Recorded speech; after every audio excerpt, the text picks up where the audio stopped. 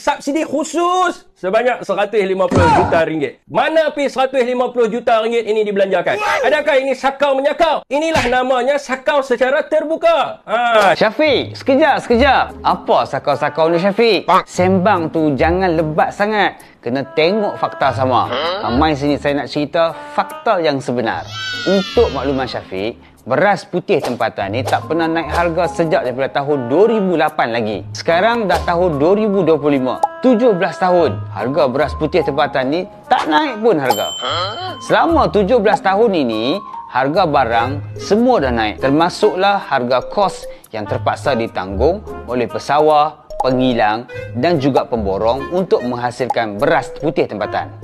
Di Parlimen tempoh hari, PMX dan Abang Mat dah bagi tahu harga beras putih tempatan ini akan dijual pada harga RM2.60 sekilogram.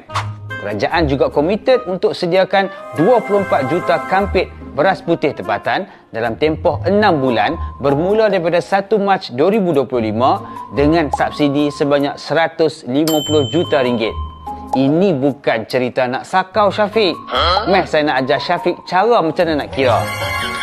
Peruntukan 150 juta dibahagikan dengan 24 juta kampit 10 kg beras. Artinya, sekampit beras putih tempatan kerajaan tanggung subsidi RM6.25. Kalau tak ada subsidi, artinya sekampit beras putih tempatan perlu dijual pada harga RM32.25.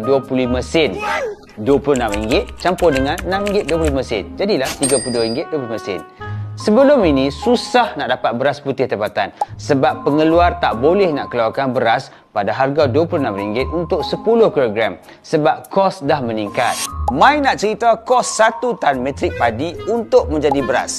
Kos belian padi, harga lantai padi RM1,500. Insentif tambahan oleh pengilang RM100. Total kos belian padi RM1,600. Kos pemprosesan beras. Kos bahan mentah.